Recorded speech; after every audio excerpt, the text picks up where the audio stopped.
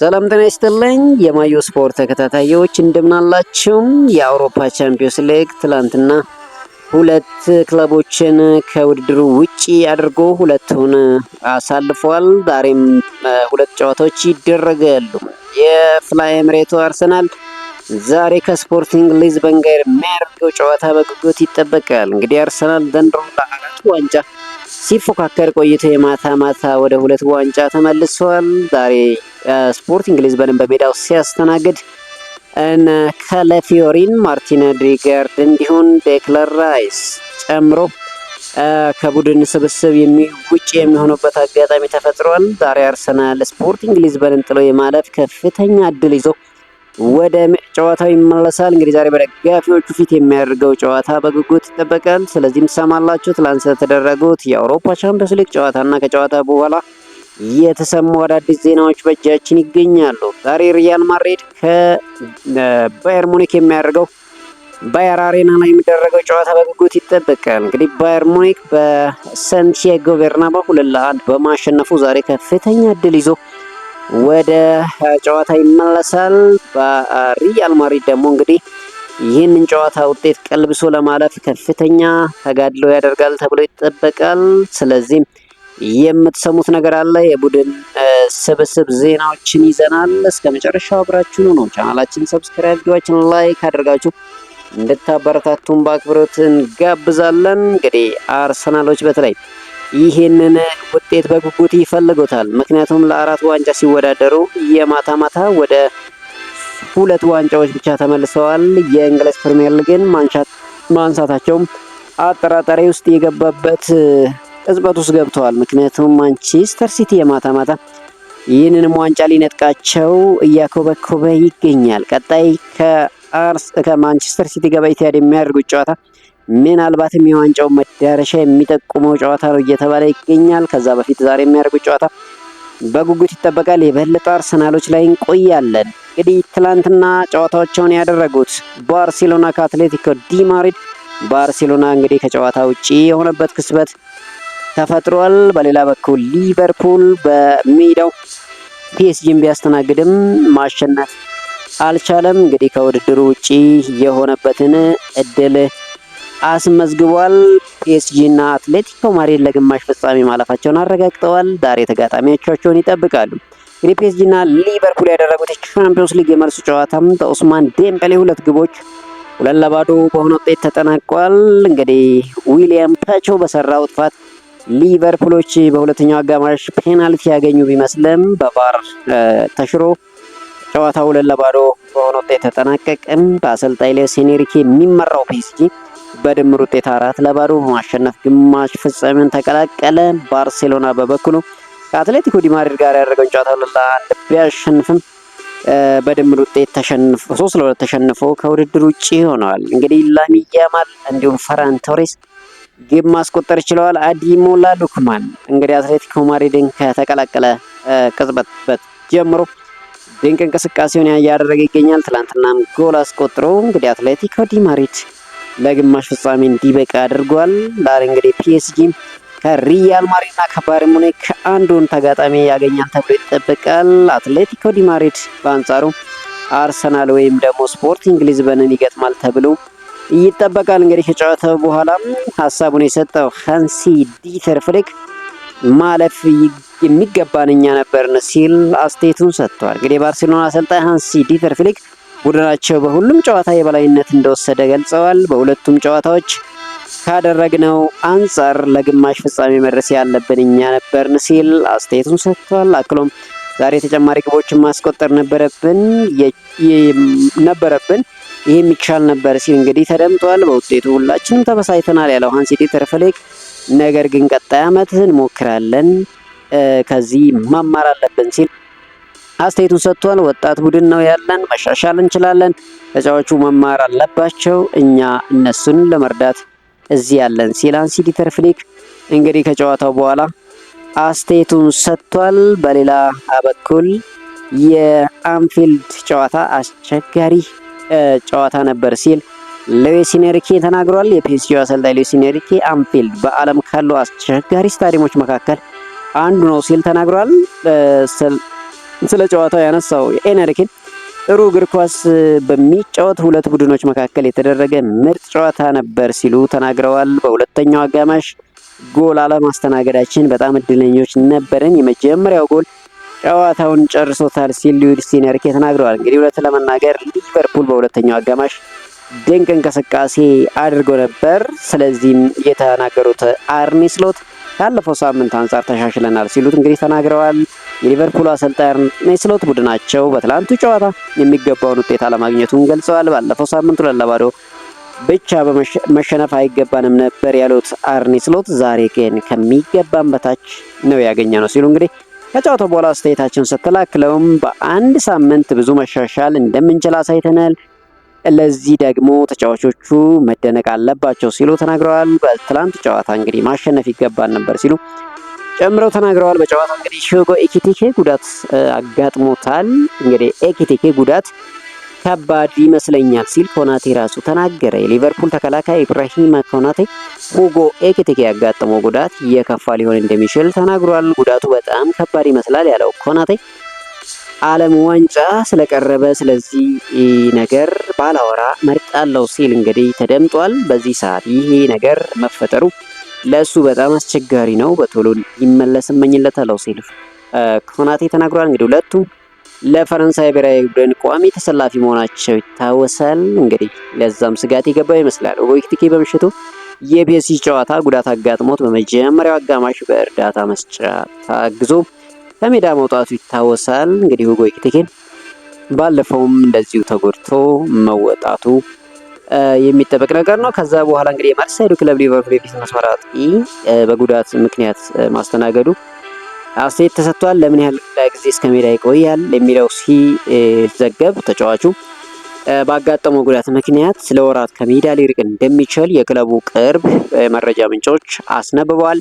ለታማኝ መረጃ ምንጮች ዘገባ መሰረት ሁጎ ኤኪቲኬን በዓለም ዋንጫ እንደማንመለከተው ሲገልጹ ጉዳቱ እስከ 7 ወራት ከሜዳ ላርቀው እንደሚችል ጥቆማ ተሰጥቷል። ለመጨረሻ ምን ይሆናል የሚለው እንግዲህ በጉት የሚጠበቀው ጉዳይ ነው። የላሊጋው መሪ ባርሴሎና ከአውሮፓ ቻምፒዮንስ ሊግ መሰናበቱ የአሰልጣኝ ዲያጎ ሲሞኔ ቀላል አይደለም ሲል ድሉን ገልጾታል።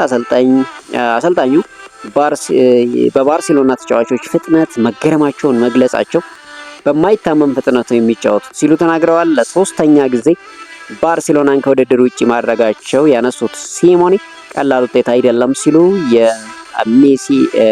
የሜሲን ባርሴሎናና የያማል ባርሴሎናን ከውድድር ውጭ አድርገናል ሲሉ ተደምጠዋል። ስለ ዲያጎ ሲሞኔ በክለቡ ታሪክ የመጀመሪያ አውሮፓ ቻምፒዮንስ ሊግ ዋንጫን ለማንሳት ከፊታቸው 3 ወሳኝ ተጫዋቾች እንግዲህ ጨዋታዎች ይጠብቋቸዋል። ምናልባት ዛሬ የሚያልፈው አርሰናል ከሆነ ከአርሰናል ጋር የሚያደርጉት ጨዋታ በጉጉት የሚጠበቀው ጉዳይ ነው። ስፖርቲንግ ሊዝበን ቢያልፍም አንጻራዊ ቀላል ተጋጣሚ ያገኙ ይመስላል። ያም ሆነ እንግዲህ ባርሴሎናን ከጨዋታ ውጭ አድርገውታል። ስለዚህ ጨዋታ ራፊኒያ ማሳብ ሰጥቷል። እንግዲህ በቀጣይ ተሰናባች ናቸው ሲል ተናግሯል።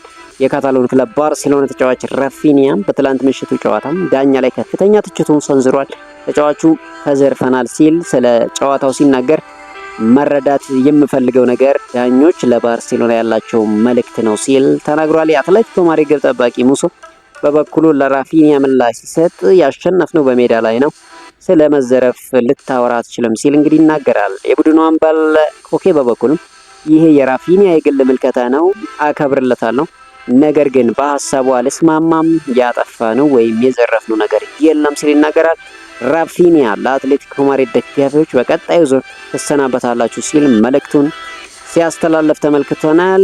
እንግዲህ አትሌቲኮ ማድሪድ በቀጣይ አርሰናል ወይም ደግሞ ስፖርቲንግ ሊዝበንን የሚገጥም ይሆናል። መጨረሻቸው ምን ይሆናል የሚለው እንግዲህ በጉጉት የሚጠበቀው ጉዳይ ነው። የአውሮፓ ቻምፒዮንስ ሊግ ተጠባቂ መልስ ጨዋታ ዛሬም ሲደረግ ሪያል ማድሪድ ጋር ባርሴሎናን ያገናኛል።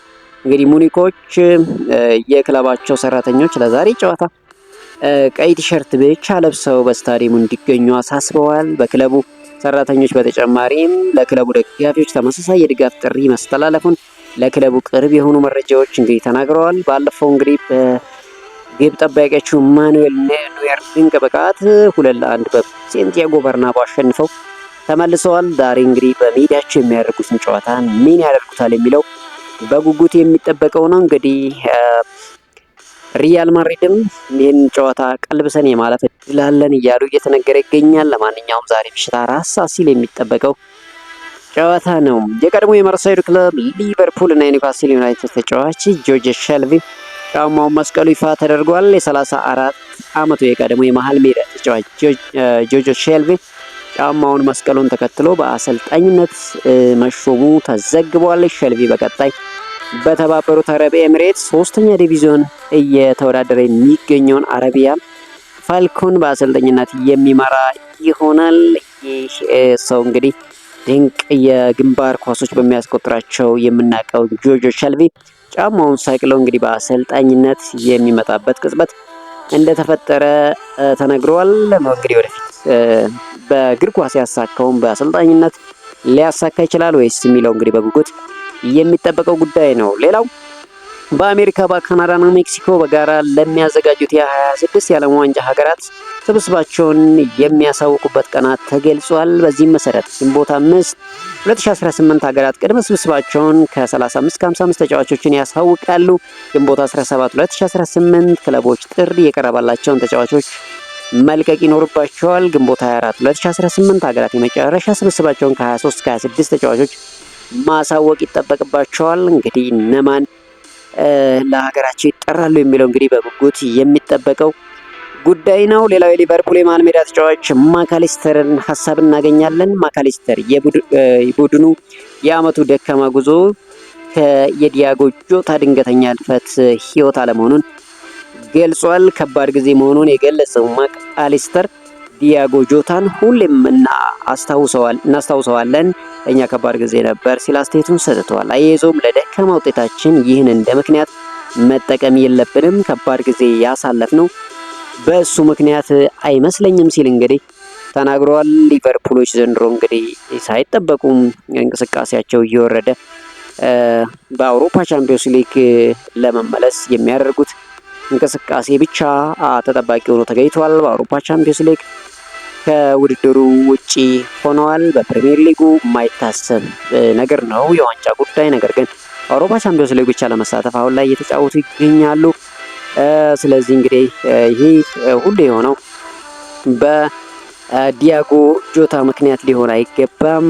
ነገር ግን በዲያጎ ጆታ ህልፈት በጣም አዝነናል ማለቱ ተገልጿል። ሌላ የአሜሪካ ሜጀር ሊግ ሶከሩ ክለብ ኢንተር ሚያሚ ከአሰልጣኝ ዣቬር ማሽራኖ ጋር መለያየቱ ይፋ ተደርጓል።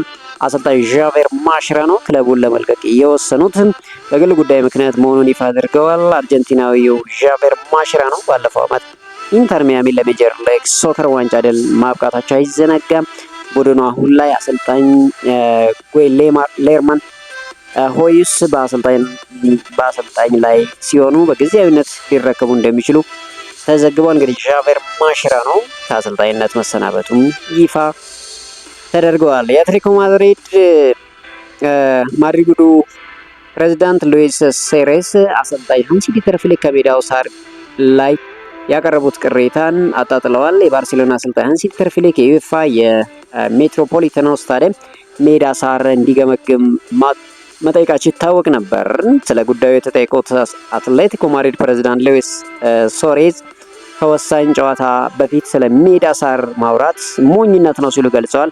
አክለውም እንግዲህ አንዳንዶች አጭር ጸጉር ይወዳሉ፣ አንዳንዶች ደግሞ ረጅም ይወዳሉ። ሃንሲ ዲተር ፍሊክ እንግዲህ የሚወዱት አጭር ጸጉር ይመስለኛል ሲሉ እንግዲህ መተቸታቸው ይታወሳል። ያም ሆነ እንግዲህ ባርሴሎናዎች ከዚህ ከአውሮፓ ቻምፒዮንስ ሊግ ውጪ መሆናቸው ከዚህ ትችት ያተረፉት እንግዲህ መሳለቅ ብቻ መሆን ችለዋል። በመጨረሻም እንግዲህ አርሰናሎች እናገኛለን። ዛሬ አርሰናሎች ከስፖርቲንግ ሊዝበን ጋር የሚያደርጉት የፍላይ ኤምሬቱ ጨዋታ በጣም በጉጉት የሚጠበቀው ጨዋታ ነው። ታዲያም ዛሬ አርሰናሎች ወደ አውሮፓ ቻምፒዮንስ ሊግ ጥሎ ማለፍ ሲመለሱ ካላፊዮሪ፣ ኦዴጋርድ፣ ዴክላን ራይስ፣ ቡካዮ ሳካ እና ጁሊያን ቲምበር ከቡድኑ ስብስብ ውጭ የሚሆኑበት እድል ሰፊ መሆኑ ይነገራል። እንግዲህ ኦዴጋርድ፣ ዴክላን ራይስ፣ ሳካ እና ጁሊያን ቲምበር እንግዲህ ጉዳት እንዳለባቸውና ዛሬ ወደ ጨዋታ እንደማይመለሱ እየተነገረ ይገኛል። አርሰናሎች እንግዲህ የመጀመሪያውን ጨዋታ በስፖርቲንግ ሊዝበን ሜዳ ሄደው 1-0 ማሸነፋቸው ይታወሳል። ዛሬ እንግዲህ አርሰናሎች ይህንን ጨዋታም አሸንፈው የሚያልፉበት እድል አለ ተብሎ ይጠበቃል። እንግዲህ አርሰናሎች ዛሬ ይህንን ጨዋታ በሜዳቸው 4-2-3-1 አሰላለፍ ይዘው ይገባሉ ተብሎ ይጠበቃል። በግብ ጠባቂነት የተለመደው ዴቪድ ራያ ግብ ጠባቂን ይመራል። በመሀል ተከላካይነት ሳሊባ እና ገብርኤል ማጋሌሽ ይጣመራሉ ተብሎ ይጠበቃል። ግራና ቀኙ ላይ እንግዲህ ፓውሎ ኢንካፔና ቤን ዋይት ሲጣበሩ፣ መሀል ላይ እንግዲህ ማርቲን ዙቢሜንዲ እንዲሁም ኖርጋርድ፣ ከነሱ ፊት ለፊት ደግሞ ኖኒ ማዱኬ፣ ኤብሬቺዜ እና ትሮሳርድ፣ የ9 ቁጥሩ ደግሞ ቪክተር ዮኬሬሽ ይመራዋል ተብሎ ይጠበቃል።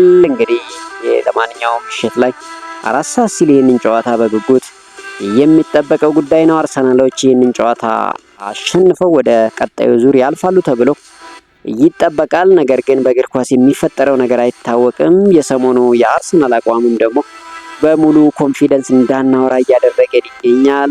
ሳይጠበቅ ወደ 2 ዋንጫ ውድድር ዝቅ ብሏል። ቀጣይ በማንቸስተር ሲቲ ሌላ ከባድ ፈተና ይገጥመዋል። ይህንን ጨዋታ አሸንፎ ለማንቸስተር ሲቲም እንግዲህ መልእክት ያስተላልፋል ተብሎ ይጠበቃል። ያም ሆነ ግን እንግዲህ ምሽት 4 ሰዓት ላይ እነኚህ 2 ጨዋታዎች በጉጉት ይጠበቃሉ። በሌላ በኩል የቬኒሲየስ ጁኒየር እና ኪሊያን ምባፔ እንግዲህ ከአውሮፓ ቻምፒዮንስ ሊግ ላለመሰናበት የሚያደርጉት ትግል በባየር አሬና በባየር ሙኒክ ሜዳ የሚጠበቀው ጉዳይ ነው። ለማንኛውም ይህንን ጨዋታ ማን ያሸንፋል የሚለውን ግምታችሁን በኮሜንት ሴክሽን አጋሩኝ። ቻናላችን ሰብስክራይብ፣ ቪዲዮአችን ላይክ አድርጋችሁ ልታበረታቱን በአክብሮት እንጋብዛለን። እንግዲህ ለሚደግፉት ክለብ ሁሉ መልካም ዕድል እየተመኘው ተሰናበትኳችሁ። መልካም ምሽት።